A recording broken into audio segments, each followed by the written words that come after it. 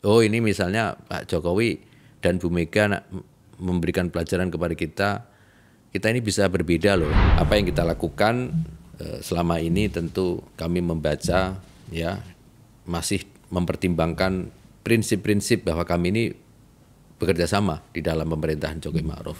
Tidak adalah partai politik kok ikhlas-ikhlasan terus saya mau dukung bismillah semoga saya bisa nanti ya diterima amal ibadah kami kan nggak hanya.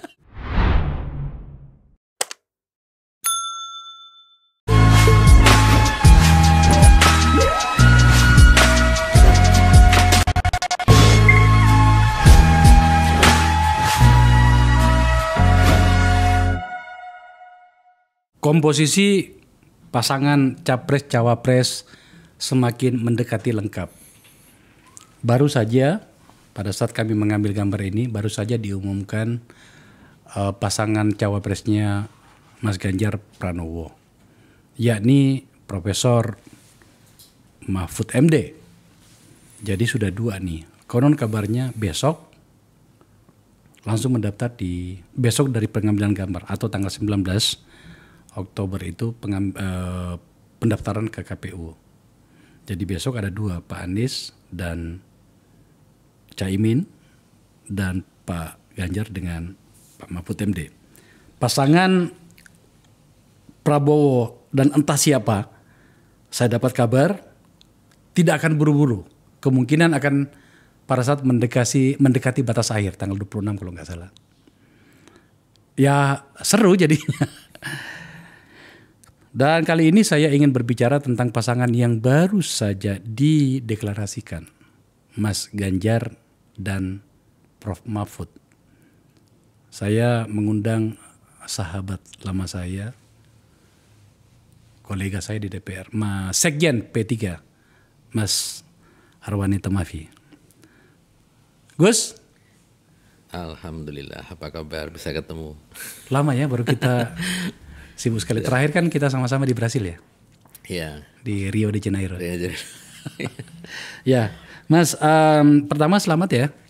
Akhirnya tahapan-tahapan krusial itu telah terlewati, sudah ada nama. Dan P3 kukuh berada di samping PDIP dan Mas Ganjar Pranowo. Ya. Tinggal kampanye dan kemudian menunggu hasilnya. Ya. Kepada tamu saya dari kubunya Anda pada beberapa waktu yang lalu, dalam hal ini Mas Romi, saya banyak bertanya tentang apa alasannya cepat sekali menyatakan dukungan kepada Ganjar segala macam. Di tahap awal itu saya sempat berpikir tampaknya Anda melakukan kesalahan. Tetapi dengan gaya politiknya P3 yang adem, lebih banyak menunggu sambil melihat peluang, tampaknya saya mengatakan posisi Anda hari ini mungkin tampaknya agak lebih baik ya, agak lebih bagus maksud saya. Satu-satunya yang meleset adalah keinginan untuk mengusung cawapres Mas Sandiaga Uno. Tapi tadi saya lihat di TV, saya lihat ada Sandiaga Uno, sahabat kita itu humble, tersenyum, seperti tak ada beban. Saya bisa beranggapan bahwa problem sosiologis dan psikologis selesai. Oke. Sekarang kita melihat ke depannya seperti apa. Di kepala saya, di bayangan saya, dalam hitungan saya, tampaknya Anda akan banyak bekerja dan fokus pemenangan terutama di Jawa ya. Jawa Tengah, Jawa Timur, dan Jawa Barat. Oke. Sedikit Jawa Tengah, DKI Jakarta dan Banten gitu. Apa kesepakatan dengan pihak koalisi yang lain menyangkut dengan pertanyaan saya atau apa yang saya sampaikan barusan? Iya, jadi tahapan kerjasama ini kan dimulai ya PDI Perjuangan dengan Partai Persatuan Pembangunan ya di awal. Beberapa hari setelah PDI Perjuangan menetapkan Ganjar Pranowo sebagai capres, lalu diikuti oleh P3. Saya masih ingat di Rapimnas ke-5, kita semua dalam posisi merayakan Idul Fitri ya. Tetapi tentu karena justru di masa-masa seperti itu kita bertemu, memanfaatkan waktu untuk bersilaturahmi. Jadi waktu itu kita memutuskan untuk segera memilih ya Pak Ganjar Pranowo sebagai calon presiden dengan berbagai pertimbangan tentu. Salah satunya adalah bahwa jalinan komunikasi termasuk juga aspirasi para kader di beberapa daerah sebelum PDI Perjuangan mendeklarasikan itu juga sudah terjadi beberapa DPW. Ada belasan DPW ya yang mendeklarasikan atau mengusulkan nama Pak Ganjar. Tentu itu secara organisasi. Nah, secara politik juga kami melihat kami ini 19 kursi. Kami mau mikir apa lagi gitu loh.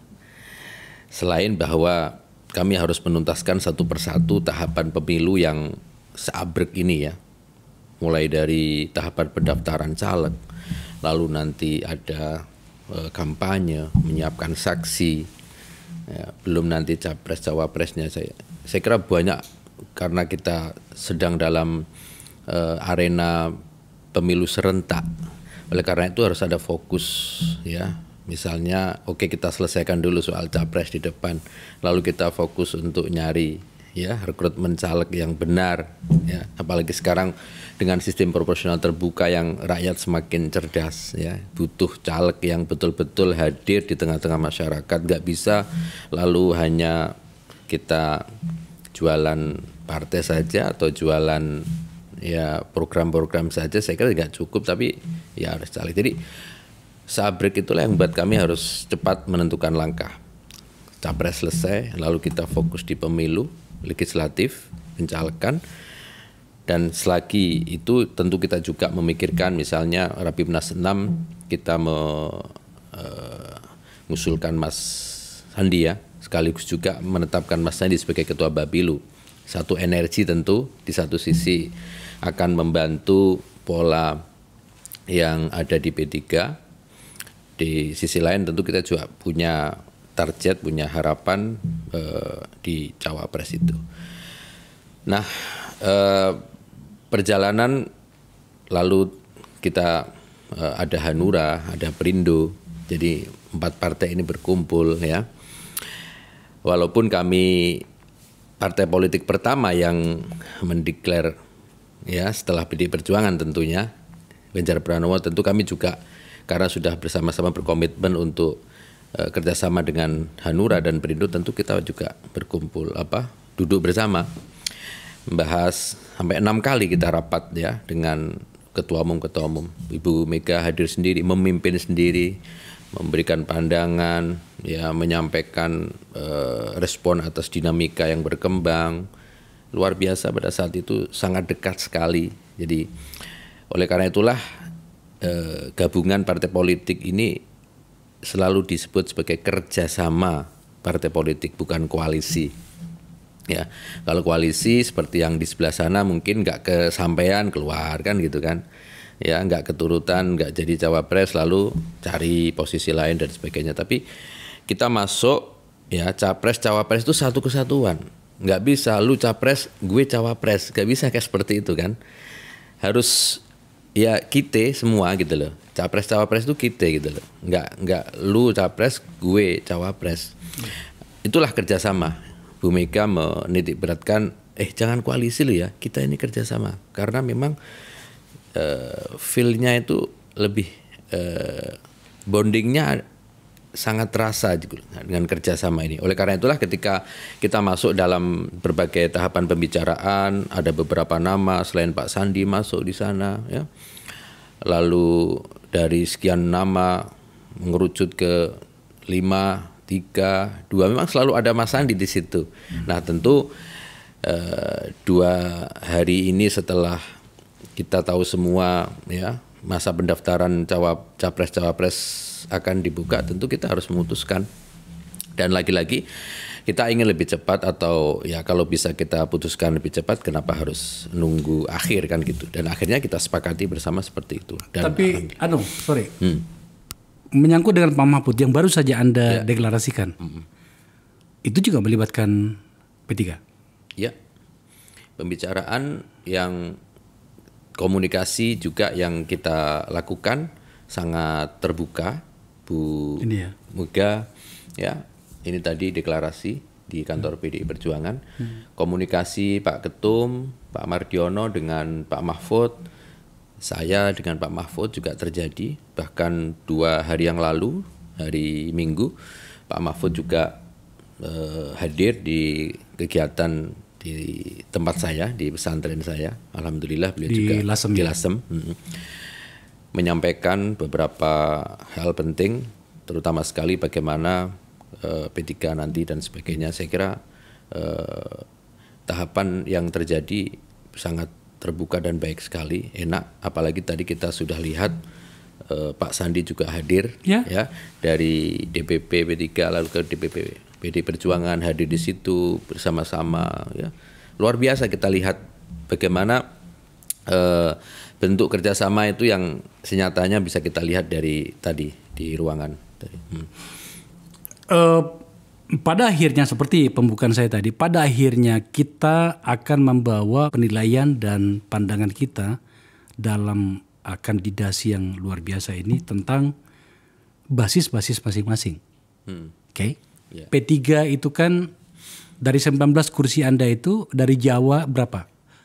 4 di Jawa Tengah, 3 di Jawa Timur, 3 di Jawa Barat. Jawa Barat berarti kan sekitar Banten 11 tambah 1 berarti kan 12. Jakarta nggak ada ya? Jakarta nggak ada. Oke. Berarti kan semuanya di Jawa dan sejarahnya memang P3 itu seperti itu. Betul. Oke. Pertanyaan pertamanya pada bagian itu begini sebenarnya. Apakah Anda ingin memaknai atau ingin masyarakat melihat bahwa Pak Mahfud itu adalah bagian dari P3 yang bisa mewakili pikiran-pikiran P3 dalam pasangannya bersama dengan Mas Ganjar? Iya, tidak hanya Pak Mahfud. Saya kira Pak Ganjar juga bagian yang menjadi bagaimana P3 berharap untuk ke depan ini. Ya, berharap punya kursi banyak tentu, partai politik pasti ya. Berharap bisa menyampaikan apa yang menjadi harapan masyarakat itu juga ya. Berharap apa yang selama ini menjadi program-program atau keinginan dari konstituen P3 dan sebagainya. Saya kira itu harapan. Apalagi Pak Mahfud ya, secara personal lagi-lagi Pak Mahfud itu bukan orang lain di P3 ya. Jauh sebelum beliau aktif di partai politik ya. Beliau ketika menjadi menteri dari Gus Dur itu juga mendapatkan dukungan atau rekomendasi dari Partai Persatuan Bangunan. Artinya komunikasi yang terjalin pada saat itu sangat baik dengan P3. Ketika beliau tidak aktif lagi sebagai kader atau politisi PKB pada saat itu, ya hubungan kami ya terus berjalan dengan baik. Apalagi sosok beliau yang memang sangat dekat ya dengan kalangan pesantren, dengan kalangan kiai, di mana P3 juga concern di bidang itu gitu loh. Ini kita bisa lihat dari misalnya beberapa pesantren ataupun juga jejaring kiai yang beliau sangat dekat gitu loh. Sebagian besar juga teman-teman P3. Jadi ketika tiba-tiba nama Pak Mahfud muncul ya beberapa waktu yang lalu, kami mencoba menanyakan ke teman-teman di bawah, ya mereka ya monggo siap, ya senang gitu loh. Pak Sandi ya alhamdulillah, kalau Pak Mahfud juga nggak jauh-jauh juga dari kita gitu loh. Ya apalagi basis Jawa Timur kita lihat, basis Nahdien kita lihat selama ini bicara Nahdien misalnya kita juga bicara Gus Dur. Bicara Gus Dur saya kira bicara loyalis Gus Dur ya Pak Mahfud gitu loh. Mereka yang selama ini berada di garis perjuangan Gus Dur dan Nahdien, saya kira salah satunya adalah Mahfud MD. Pertanyaan soal ini menjadi penting dan relevan untuk kita bahas, Mas. Karena beberapa hal. Salah satunya adalah realitasnya Ibu Megawati tampaknya selalu ada di benaknya itu tentang NU. Oke. Maka kemudian dalam kandidasi ya maksud saya ya. Orang mau mengakui atau tidak, NU adalah sebuah ormas yang sangat besar dan arah anginnya itu bisa mematikan kalau mereka sudah bersikap, kira-kira seperti itu. Pertanyaan ini mungkin bisa lebih dielaborasi dengan mengatakan bahwa Anda merasa, masih pada bagian ini, Anda merasa dari bacaan Anda setelah berkomunikasi dengan Pak Mahfud, kalau soal Ganjar clear lah, dia adalah merah, sekaligus juga dia dekat dengan dunia santri. Toh kakaknya Mas Ganjar itu kan pernah mondok di tempatnya Anda kan gitu ya. Oke. Pak Mahfud sendiri, bacaan Anda dia ingin diidentifikasi dari sisi mana? Apakah ada unsur NU-nya di situ atau dia seorang akademisi atau bahkan barangkali coba identifikasi aku juga mungkin bagian dari P3 kira-kira gitu kan. Iya. Dari beberapa diskusi kami dengan pakar di media sosial,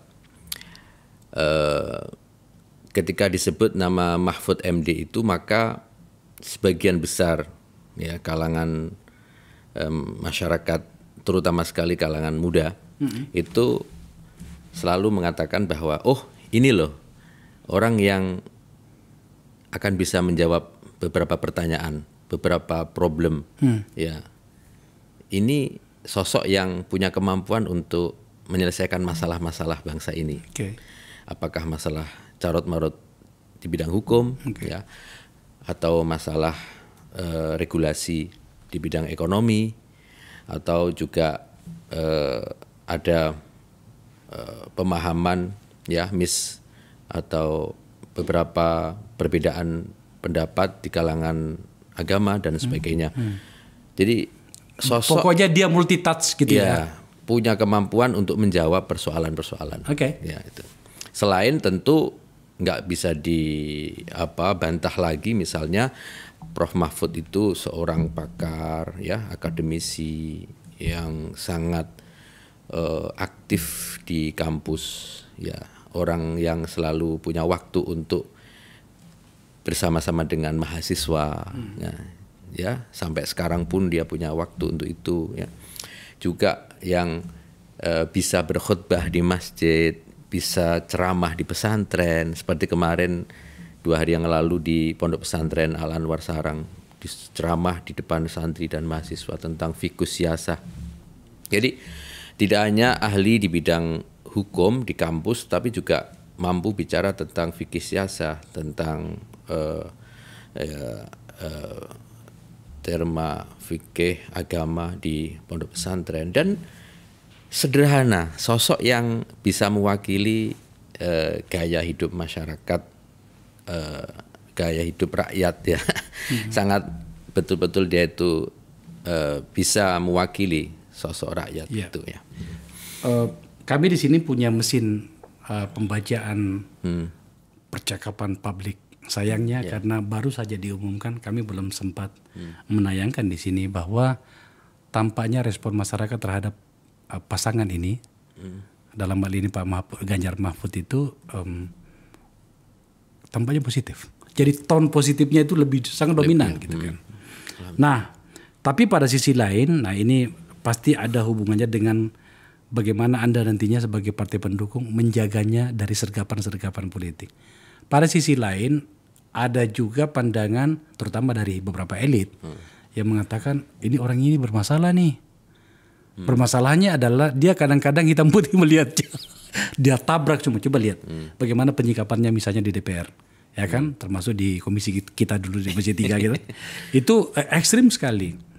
Nah, itu pada beberapa perilaku elit yang kita pahami bersama, karena kan itu mengganggu, bahaya nih orang ini kan.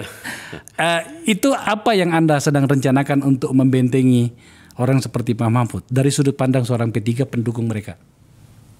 Pak Mahfud ini kan punya 3 kehidupan ya, atau mungkin ditambah lagi 1. Dia pernah aktif di pertama sebagai seorang akademisi di kampus ya. Artinya apa? Artinya dia harus berhadapan dengan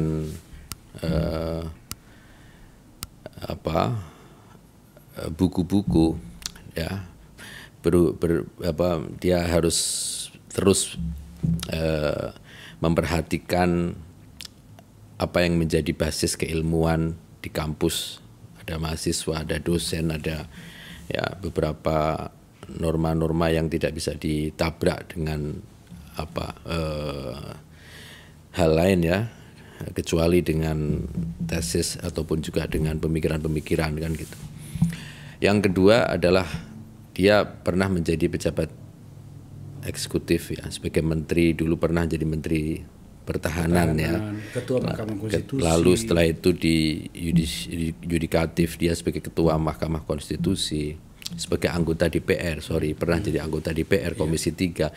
Artinya pengalaman beliau yang kita tahu semua itu sangat cukup ya untuk ketika dia duduk sebagai sosok pemimpin tertinggi ya, dalam hal ini sebagai wakil presiden, itu mampu membaca ya bagaimana tatanan seharusnya ya. Ada partai politik, beliau pernah bersama-sama di sebuah partai politik menghadapi konflik di partai politik internal ya. Dia akan punya banyak referensi untuk itu ya. Tentu tidak dalam kacamata sempit, ketika dia jadi anggota DPR maka dia harus bicara kritis terhadap mitra, dia harus bicara ya lantang terhadap apa yang menjadi keyakinannya.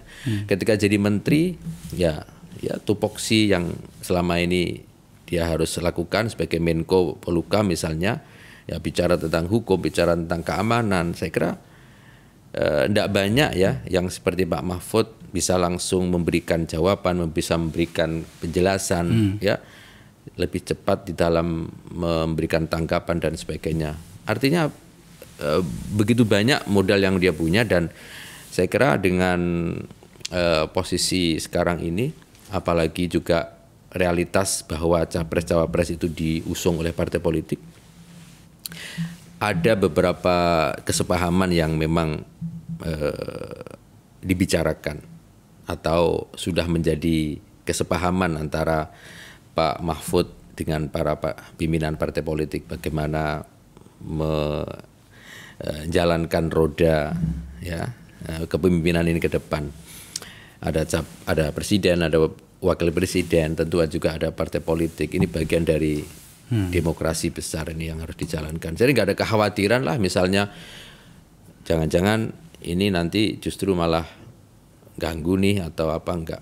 Saya kira dengan kita memilih ya dari beberapa nama ini sudah kita diskusikan, sudah kita seleksi dan sebagainya, kita hitung ya. Akhirnya ketemu nama Pak Mahfud, bukan hanya sekedar menang dalam pilpres saja, tetapi juga bagaimana menjalankan roda kepemimpinan ke depan itu juga partai politik bisa bersinergi. Ada yang menarik tadi di acara apa itu namanya deklarasi ya, adalah ketidakhadiran Pak Jokowi di acara itu. Selain soal relasi PDIP dengan Pak Jokowi, ya memang partainya Pak Jokowi, ada kan relasi antara P3 dengan Pak Jokowi juga. Konon kabarnya P3 itu segera atau memilih bersama dengan PDIP atas saran atau semacam ya membaca gerak tubuhnya Pak Jokowi, maka kemudian P3 ke sana. Meskipun saya dengar Pak Jokowi kaget juga karena ternyata lompatannya terlalu cepat. Tapi ada endorser lah kira-kira seperti itu. Pertama, benarkah itu? Yang kedua, pertanyaannya adalah dengan ketidakhadiran Pak Jokowi tadi, terus kami ini di luar ini harus membaca seperti apa hubungan Anda dengan Pak Jokowi, yang dalam hal ini juga kelihatan itu tergambarkan antara hubungan Pak Jokowi dengan PDIP. Ya. P3 adalah partai pendukung pemerintah ya, Pak Jokowi dan Kiai Ma'ruf Amin. Sehingga dalam keseharian, ya, komunikasi yang terjadi selalu ada, ya. Bagaimana Pak Jokowi sendiri juga memberi ruang untuk itu kan. Beberapa kali kami, ya, partai-partai politik diundang diskusi, ya, di tempat beliau atau mungkin dalam kesempatan yang lain di kegiatan-kegiatan kami atau di partai lain, ya. Itu juga bagian komunikasi, bagian yang harus dikonfirmasi sebagai sebuah pengakuan, ya memang kami, Pak Presiden, Wakil Presiden, dan semua menteri yang ada dalam pemerintahan ini adalah satu tim gitu. Oleh karena itu tidak aneh kalau dalam pergerakan kepartian itu juga wajar dong, ya, ngobrol, diskusi, ya. Apalagi sosok sebagai seorang presiden tentu juga punya posisi yang sangat-sangat penting, ya, dalam hitung-hitungan politik ke depan. Apalagi P3 juga punya capaian yang lompatannya harus tinggi karena dari 19 kursi kita harus, ya, mampu mengembalikan suara atau kursi 39 pemilu sebelumnya atau mungkin bahkan lebih dari itu. Jadi komunikasi dalam arti bahwa kami menjaga hubungan yang baik antara Presiden dengan partai-partai politik pendukungnya itu, ya, kami lakukan. Tetapi bahwa ketika partai harus memutuskan A, B, C dan sebagainya, tentu Pak Jokowi sini juga mempunyai pemahaman monggo partai-partai punya ruang untuk memutuskan atau untuk melakukan sebuah kebijakan, ya.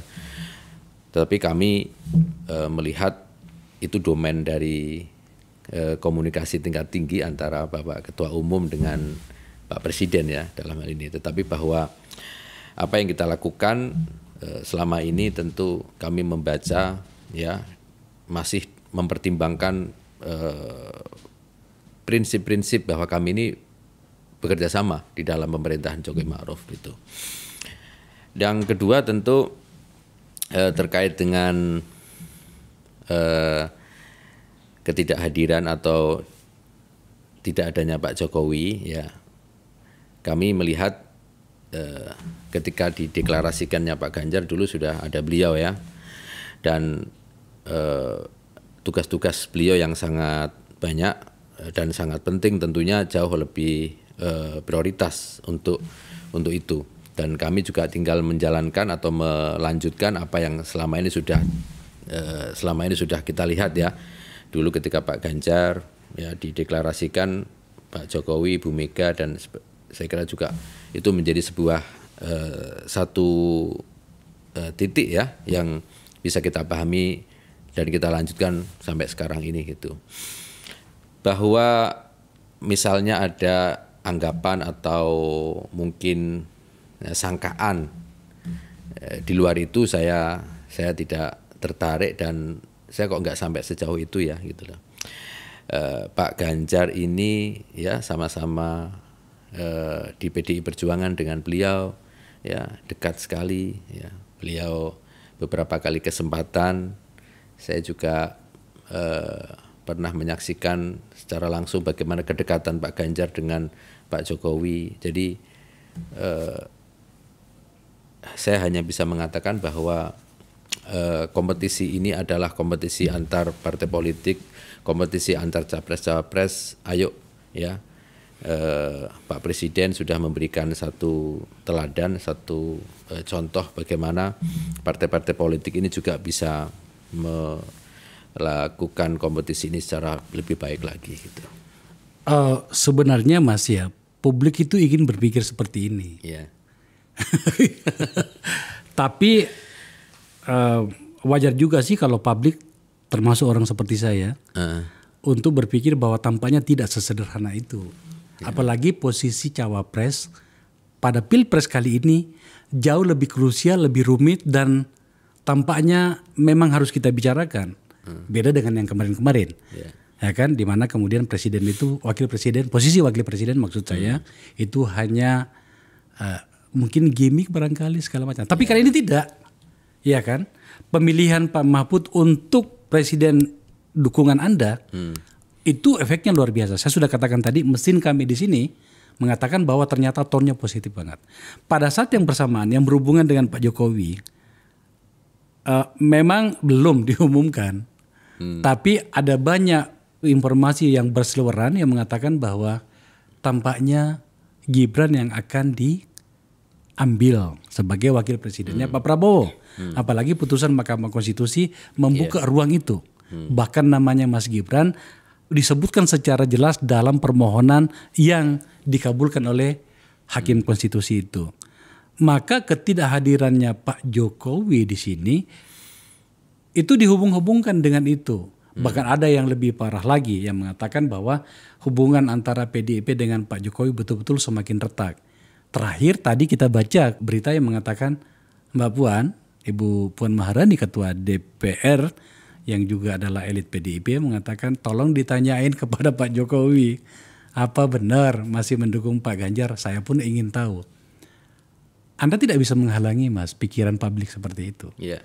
Nah, tentu saja saya harus hormati kalau Anda tidak mau menjawab ini. Tapi orang pengen tahu apa sedang terjadi di dalam rumah Anda, di mana rumah itu ada juga Pak Jokowi di situ seharusnya. Ya, jadi boleh saja misalnya ya peristiwa politik itu dimaknai ya, bisa dilihat dari atas, bawah, samping dan sebagainya. Tetapi tentu kami ya tahapan-tahapan yang selama ini berjalan itu biasa saja terjadi, terbuka ya. Rapat-rapat juga media selalu mengupdate setelah kami rapat, selalu mereka ya teman-teman itu bertanya, nggak ada yang ditutup-tutupi ya. Saya kira bahwa peristiwa MK kalau bisa boleh kita lihat memang menjadi satu momentum orang mengatakan bahwa loh ini ada agenda, wah ini jangan-jangan ada agenda lain gitu di luar agenda bareng-bareng dengan PDI Perjuangan dan sebagainya. Ya saya tentu menghormati siapapun yang dengan keputusan MK terlepas dari apapun pendapat orang tentang keputusan itu ya prosesnya. Ya monggo. Tentu semua orang punya hak politik ya, mau maju, tidak maju ya. Apalagi sekarang banyak anak-anak muda yang potensial ya bisa dijadikan sosok sebagai pimpinan baik di daerah di kabupaten maupun di provinsi, lebih-lebih tentu di RI. Di beberapa negara juga kita tidak menutup mata. Ya, ada yang berumur 35, 36 sampai di bawah 40 sudah cukup banyak sekarang. Artinya memang ya please monggo saja gitu loh. Cuman memang ada bahwa fakta misalnya di dalam proses Al-Saldi Isra bicara tentang kebingungannya terhadap proses yang ada di MK-nya di tempatnya sendiri. Lalu ada Bang Yusril yang mengatakan bahwa wah ini ada problem serius dan sebagainya. Ya itu urusan teman-teman di bidang hukum ya, saya kira pakar-pakar hukum lah. Dan kalau memang katanya apapun kritikan atau penilaian itu tidak akan merubah keputusan MK pada saat itu. Jadi saya melihatnya ya sekarang 40 di bawah 40 tahun bisa asal pernah menjadi atau sedang kepala daerah atau anggota DPR ya monggo. Saya kira siapapun termasuk siapa saja ya, tidak harus ini tidak boleh loh anaknya ini nggak boleh, kalau ini boleh, kalau anaknya anggota DPR boleh, anaknya presiden nggak boleh dan sebagainya. Saya kira ya ini demokrasi. Saya harus mengatakan bahwa ya ini konfirmasi demokrasi pemilu kita seperti ini. Ada prosedur-prosedur yang harus kita hormati. Kita nggak boleh misalnya ketika kita di pihak yang lain, bukan di pihak anak muda itu misalnya mengatakan oh nggak boleh itu. Lalu kalau kita di pihak mereka oh boleh itu. Sekarang kan politik begitu Mas. Ya. Disesuaikan dengan apa kebutuhan kita ya. Ya misalnya ya dulu kita lihat yang namanya orang NU itu nggak mau koalisi dengan PKS. Misalnya loh ya, tiba-tiba sekarang kita lihat Caimin dengan teman-teman PKS bisa. Terus langsung muncul narasi-narasi pembenaran untuk itu dan sebagainya. Itu ya biasa saja kan gitu loh. Dan di tempat lain misalnya ada yang seperti itu. Ya menurut saya sih ya kita objektif saja. Kalau sudah ada keputusan, walaupun itu bikin kaget kita atau bikin bertanya-tanya kita, ya udah kita laksanakan. Ini prosedur demokrasi yang kita sepakati. Apapun prosesnya itu. Kalau pada bagian itu saya nggak bantah Mas, setuju saya. Kemarin kan kita perdebatkan itu berhari-hari gitu. Tapi yang saya maksud ini adalah posisi politiknya Pak Jokowi. Apapun namanya, tingkat penerimaan publik terhadap Pak Jokowi itu mengagetkan. Bahkan pada tahun terakhir. Ada survei beberapa bulan yang lalu itu ada 16% itu totally mengikuti Pak Jokowi.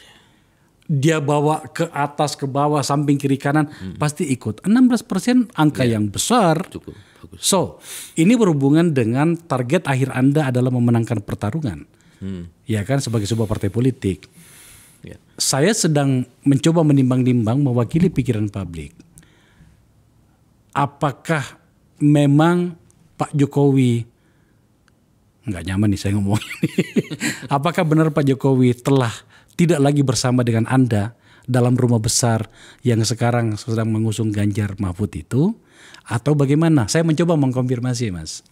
Soal pikiran hati beliau tentu ya Allah dan Pak Jokowi yang paling tahu ya. Nanti itu. Sejauh ini kami juga harus memposisikan beliau Pak Jokowi, presiden kita semua ya. Itu dalam posisi ya tokoh yang memang berasal dari PDI Perjuangan ya. Dan kami sama-sama dalam satu tim pemerintahan gitu loh. Kami bukan orang lain dengan beliau. Jadi ya insya Allah ya apa yang selama ini menjadi pikiran dan apa yang telah dilakukan oleh teman-teman bersama-sama dengan Mas Ganjar dan sekarang dengan Pak Mahfud itu juga bagian yang Pak Jokowi juga memahami hal itu. Bahkan minggu yang lalu beberapa hari ya belum ada seminggu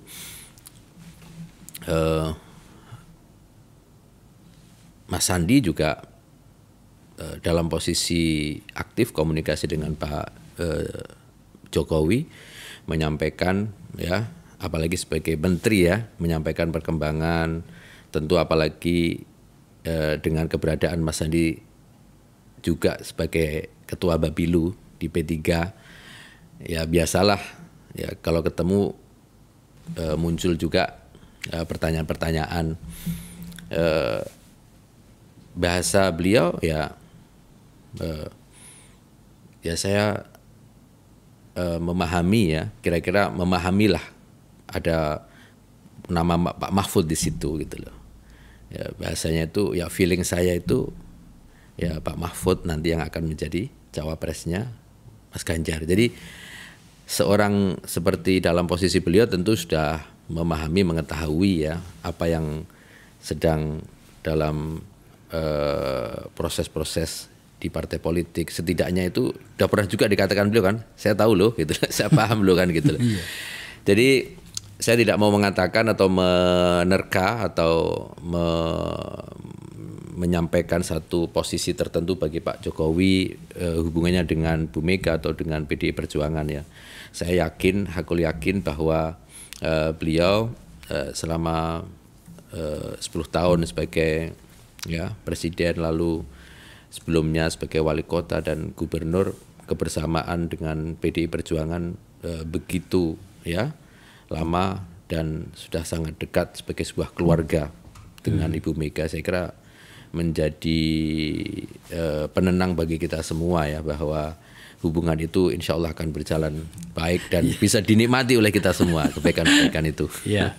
Tapi kalau memang ternyata realitasnya seperti yang kita bicarakan tadi, itu P3 siap ya. Artinya Pak Jokowi tidak lagi bersama dengan Anda. Mungkin ya jika itu yang terjadi bisa jadi bahwa kita sedang diberikan satu pelajaran penting tentang bagaimana berkompetisi, berbeda ya. Kita nggak boleh sama terus loh. Kadang-kadang kita juga berbeda. Lah ini pelajaran dari mungkin ya kalau memang misalnya pada akhirnya seperti yang Mas Akbar Faisal tadi sampaikan ya, bagi kami wah ini pelajaran ya, pelajaran yang mungkin tingkat tinggi kan, bagaimana harus berbeda dan pada akhirnya harus bersatu kembali ya, berkompetisi lalu kita bisa saling mengisi kembali. Ini bagaimana misalnya Pak Jokowi juga sudah mempraktekkan ketika pasca 2019 langsung mengajak Pak Prabowo gabung dalam pemerintahan. Ini kan satu hal yang artinya jika pada akhirnya di pemilu ini misalnya ya punya jagoan lain misalnya kan gitu, ya harus kita artikan seperti itu.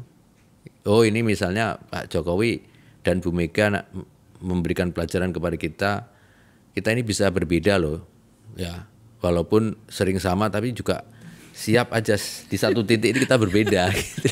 Itu aja, enak aja gitu. Kalau harus memaknai itu yang pasti-pasti aja menurut saya, biar rakyat juga oh iya ya, yaudah mana pilih yang mana, ini juga oke, ini boleh, kalau syukur-syukur Ganjar Mahfud kan gitu. Ya jawaban yang sangat moderat menurut saya. Meskipun sebenarnya saya sedang menguji diri saya apakah saya beruntung mendapatkan jawaban sesuatu yang berbeda dari itu. Tapi nggak apa-apa. Menurut saya itulah saya mengenal sahabat saya ini sangat memang moderat sekali. Tibalah saatnya kemudian kita berbicara tentang P3 sendiri ya, secara organisasional sebuah partai.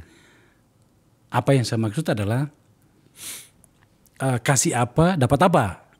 Itu biasa dalam politik itu. Dalam politik biasa. Iya, dalam politik seperti itu. Maksud saya adalah Anda sudah menunjukkan bagaimana yang namanya loyal terhadap mitra. Dalam hal ini PDIP sejak awal. Bahkan orang-orang masih kemana-mana gitu kan. Anda sudah berada di situ dan tidak menunjukkan gelagat akan kemana-mana. Tampaknya itu juga barangkali salah satu sikap Anda yang mudah-mudahan saya benar. Itu juga masuk dalam penilaiannya Ibu Mega. Ibu Mega kan orangnya tough banget ya dalam hal-hal seperti itu. Dia nggak suka orang-orang yang mencela-mencela tanpa alasan yang cukup untuk itu. Nah, kita pengen tahu kira-kira dalam bayangan Anda itu P3 seharusnya dapat apa? Pertanyaan yang sama sudah saya berikan kepada Ketua Dewan Pertimbangan Anda ya. Bro ini sahabat kita Romah Hurmusi, mantan Ketua Umum. Tapi apa salahnya saya tanyakan kepada Sekjen P3 yang juga adalah Sekretaris Tim Pemenangan Nasional Ganjar Pranowo. Mas, P3 akan dapat apa?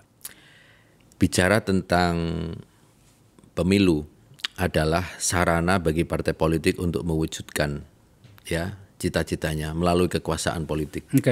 Ya, jabatan DPR, jabatan menteri, ya, presiden, wapres, bupati, gubernur itu adalah sarana yang wajib diraih oleh partai politik. Wasilah yang harus dimiliki oleh partai politik untuk mencapai tujuannya. Nggak ada gunanya dong partai politik nggak punya kursi, nggak punya menteri, nggak punya bupati atau gubernur, hanya akan bicara di luar dan sebagainya.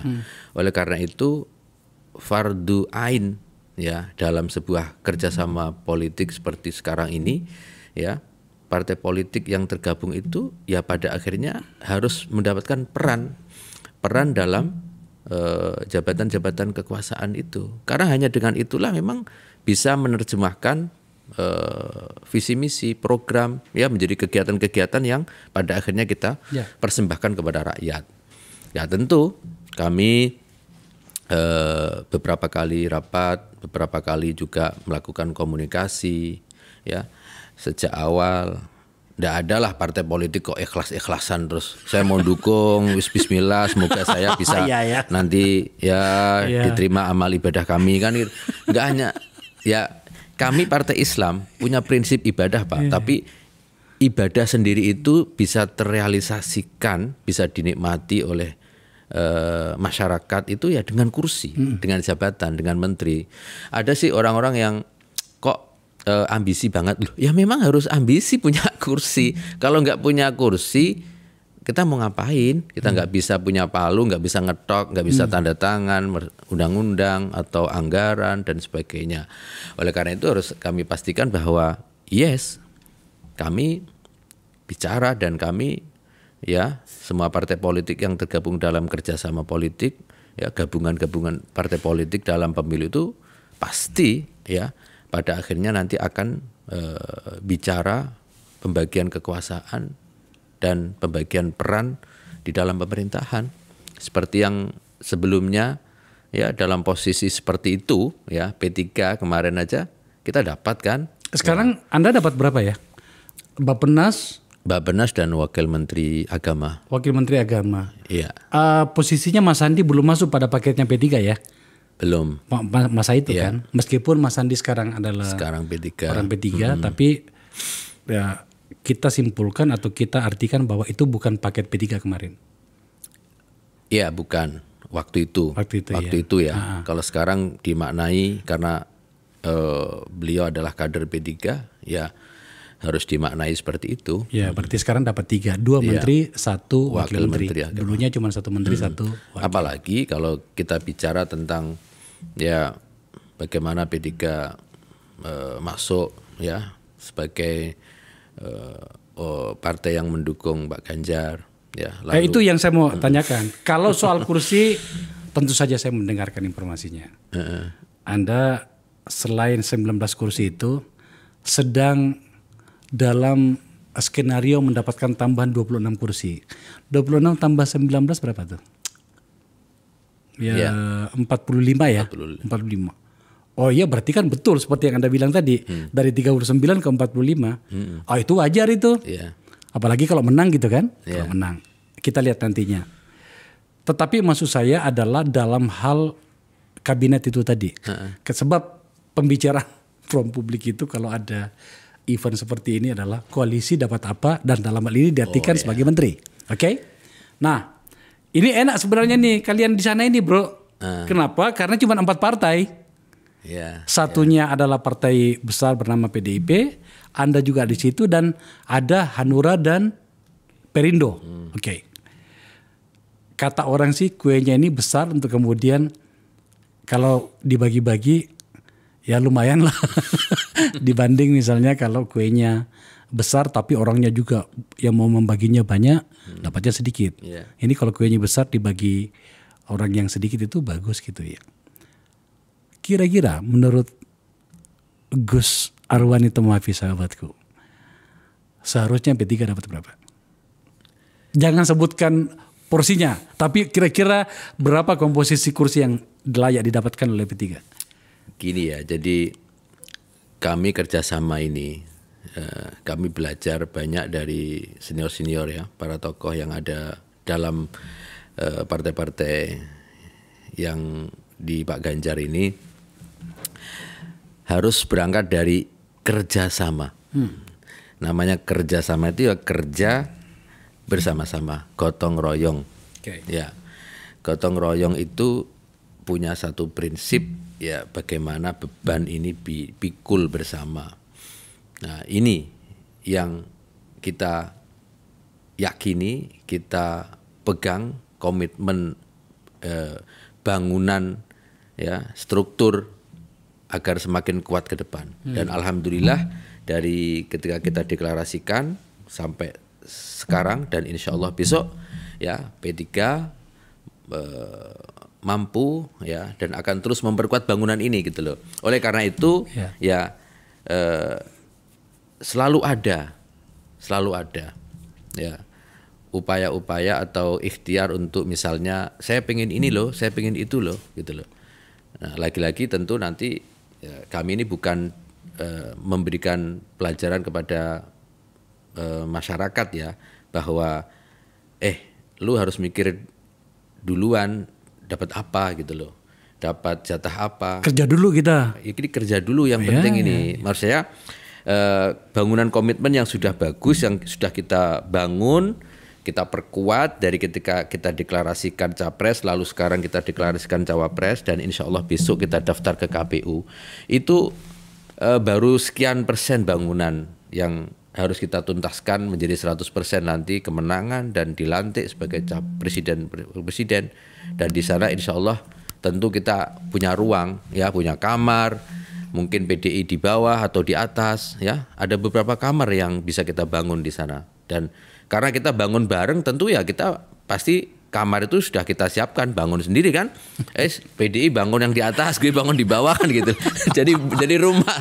Jadi udahlah itu bagi saya nggak problem serius banget ketika dari awal sampai sekarang komunikasi itu berjalan dengan baik ya. Ibu juga bicara dalam rapat, bicara dalam kesempatan makan bersama atau dalam ngopi-ngopi santai gitu. Jadi chemistry yang dulu pernah dipraktekkan zaman Pak Karno ya dengan Mbah Wahab, lalu Buya Ismail dengan Bu Mega, dilanjutkan Pak Hamzah dengan Bu Mega, ya kan? Dan sekarang ini bukan sesuatu yang aneh. P3 sama PDIP itu sudah lama ya. Nasionalis dengan Islam, ya itu sudah.